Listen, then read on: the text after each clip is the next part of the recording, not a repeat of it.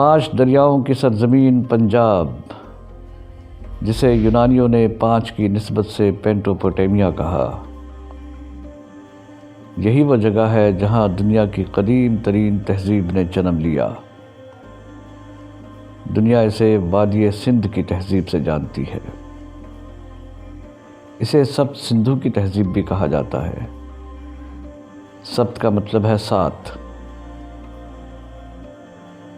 دریائے سندھ، دریائے جہلم، چندر بھاگ یعنی دریائے چناب، ایراوتی یعنی دریائے راوی، سرسوتی یعنی دریائے گھاگرا، دریائے بیاس اور دریائے ستلج، یہ 7 دریا وادی سندھ کی تہذیب کے علاقے میں بہتے ہیں۔ وادی سندھ کی تہذیب لگ بھگ 5000 سال پرانی ہے۔ حیرت کی بات ہے کہ 5000 سال پہلے کے لوگ شہر بسانے کے اصولوں سے واقف تھے۔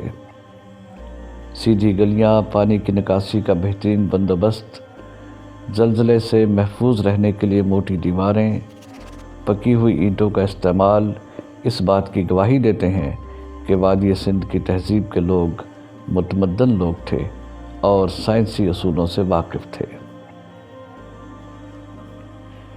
وادی سندھ کی تہذیب کے 2 بڑے شہر دریافت ہوئے ہیں، ہڑپا اور موئنجو دڑو۔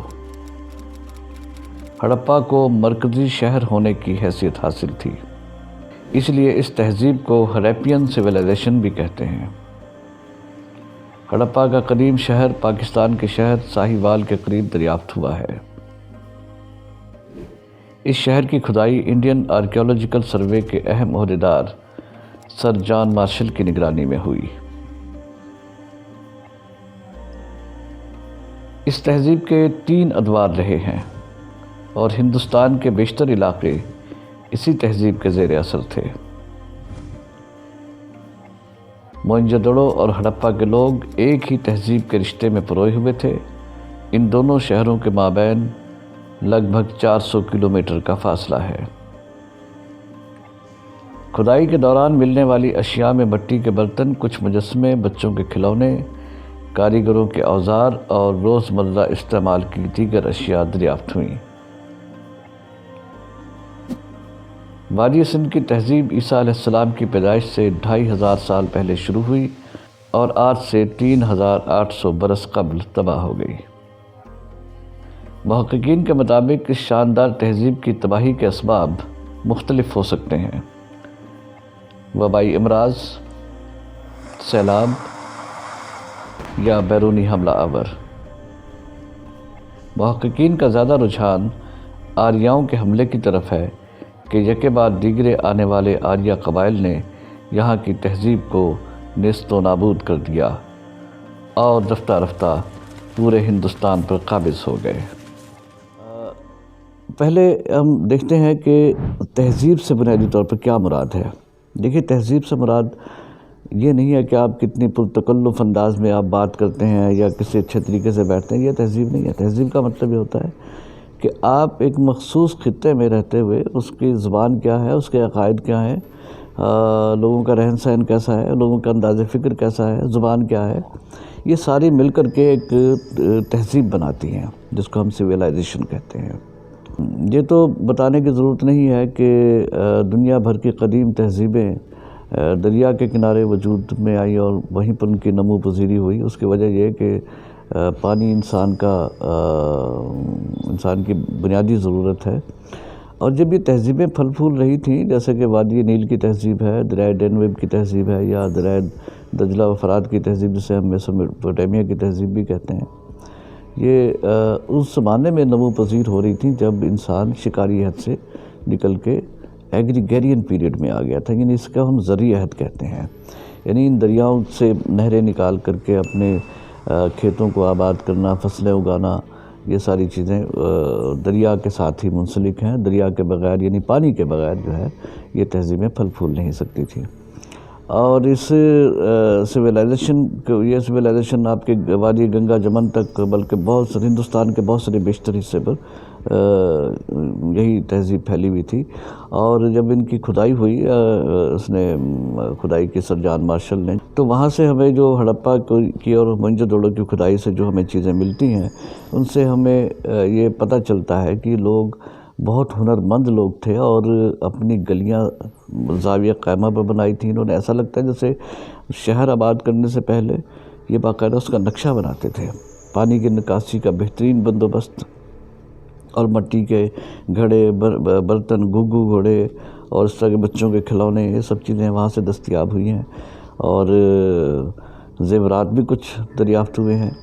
تو اس لیکن اگر آپ یہ کہیں کہ ان کی زبان کیا تھی، تو اور وہ کیا مطلب وہ کون سی زبان بولا کرتے تھے، تو اس میں محققین نے کوشش تو بہت کی ہے ان چیزوں کو، جو تختیاں ملی ہیں اور ہمیں کتبات ملے ہیں ان کو پڑھنے کی، لیکن وہ خاطر خواہ کامیابی نہیں ہوئی ہے۔ تو صرف جن چیزوں کو اب وہ استعمال کیا کرتے تھے، جو دیوی دیوتا اگر ان کی کوئی تھے، اسکلپچر وغیرہ تھے، مجسمے تھے، تو ان کی روشنی میں ہم دیکھتے ہیں کہ کسی پرانی تہذیب میں ان کے ساتھ کیا مماثلت ہے۔ تو اور پھر وہاں سے کی کوئی اگر زبان پڑھی گئی ہے تو ہم یہ عقیدہ قائم کر لیتے ہیں، یہ خیال قائم کر لیتے ہیں کہ ان کی زبان بھی یہی رہی ہوگی، یا یہ زبان اس زبان سے مشتق ہے۔ لیکن دیکھیں، جب ہم کھدائیاں کرتے ہیں، مختلف چیزیں دریافت ہوتی ہیں، لیکن ہم حتمی طور پر کوئی چیز نہیں، یہ بات نہیں کہہ سکتے کہ ان کا عقیدہ کیا رہا ہوگا۔ ہندوستان کی تہذیب کے حوالے سے تو محققین کا اس سے پہلے یہ خیال تھا کہ ہندوستان میں تہذیب کے بنیادی طور پر آریاؤں نے رکھی، لیکن جب یہ موئنجو دڑو اور ہڑپا دریافت ہوئے تو اس کے بعد یہ خیال بالکل تبدیل ہو گیا، اور ہمیں پتہ چلا کہ آریاؤں کی آمد سے بہت پہلے اتنی شاندار تہذیب اس خطے میں موجود رہی ہے، جسے ہم وادی سندھ کی تہذیب کہتے ہیں۔ اور وادی سندھ کی تہذیب دنیا کی قدیم ترین تہذیبوں پر، شاندار تہذیبوں میں اس کا شمار ہوتا ہے۔ ہمیں اس بات پر فخر ہے کہ ہم پاکستانی ایسے خطے میں آباد ہیں جو دنیا کی قدیم ترین اور شاندار تہذیبوں کا گہوارہ رہا ہے۔ وادی سندھ کی تہذیب اور گندھارا تہذیب۔ گندھارا تہذیب کا مرکز پاکستان کا موجودہ شہر ٹیکسلا رہا ہے۔ ٹیکسلا کا قدیم نام تکسی شیلا ہے۔ گندھارا تہذیب کابل سے لے کر دریائے جہلم تک پھیلی ہوئی تھی۔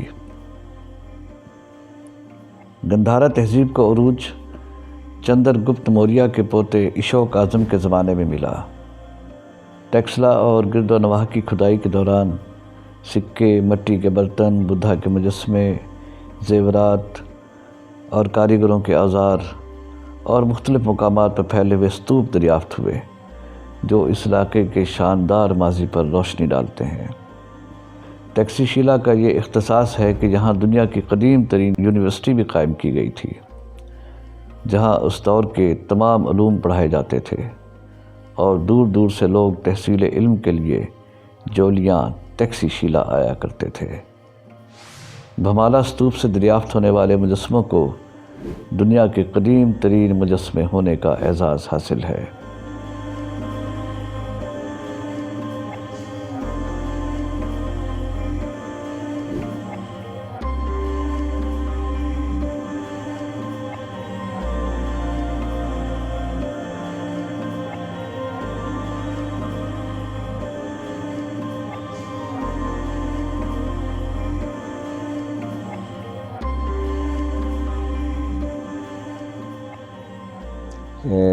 ہمیں اس علاقے کے حوالے سے میں یہ کہوں گا کہ گندھارا کی تہذیب جب اپنے پیک پہ تھی اور ایک گلیٹرنگ سن شائن کی طرح جگمگا رہی تھی، تو اس وقت یورپ جو تھا وہ تاریکی میں ڈوبا ہوا تھا، اور اس وقت یہاں پہ ہم دیکھتے ہیں کہ دور دور سے لوگ آتے ہیں اور علم حاصل کرتے ہیں، شہزادے آتے ہیں، لوگ میلوں کا سفر طے کر کے آتے ہیں اور یہاں پہ اپنے علم کی پیاس بجھا رہے ہیں، اور یہاں کی جو یونیورسٹی ہیں وہ ان کو وہ تمدن اور سویلائزیشن دکھا رہی ہیں کہ وہ اپنے علاقوں اور خطوں میں جا کے پھر اس کا احیاء کرتے ہیں۔ یہ جو ارجنٹا، اور نالندہ اور یہ جو یونیورسٹیاں تھیں، ان کی جو فاؤنڈیشن سٹیج انہوں نے لے کی ہیں وہ ٹیکسلا کے ہی کوالیفائڈ تھے. یہیں سے وہ لوگ پڑھ کر گئے اور انہوں نے اپنے خطوں میں جا کے پھر یونیورسٹیوں کا احیا کیا. ایون ہم دیکھتے ہیں کہ اب چائنا یا یہ ہمارے ارد گرد کے ممالک جو اس وقت ترقی کر رہے ہیں، وہ آج بھی جب وہ وہاں کی یونیورسٹیاں بناتے ہیں تو اس کے لیے ٹیکسلا سے وہ سٹون لے کر جاتے ہیں اور ان کی فاؤنڈیشن سٹے میں لے کرتے ہیں. آج بھی آپ تھائی لینڈ میں جب کوئی پڑھا لکھا بندہ کوئی ایسی علمی بات کرتا ہے تو اس سے کہا جاتا ہے کہ کیا تم ٹیکسلا سے آئے ہو جو اتنی بات کر رہے ہو، اتنی سالڈ بات کر رہے ہو. آج بھی ٹیکسلا کی مثالیں دی جاتی ہیں.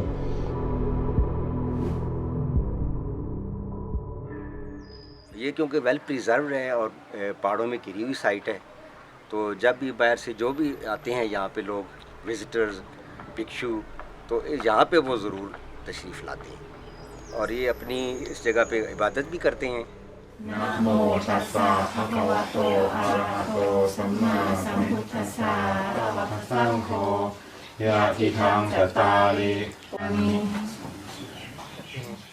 موسٹلی جو فار ایسٹ سے بھکشو آتے ہیں وہ کیونکہ مایانہ ان کا مکتبہ فکر ہے، تو اس حوالے سے وہ یہ یونیورسٹی یہیں سے، کیونکہ مایانہ بدھزم کی یہ لرننگ سیٹ رہی ہے، اس لیے وہ یہاں پہ آنا نہیں بھولتے اور یہاں آ کے ضرور اپنی عبادت وغیرہ بھی کرتے ہیں.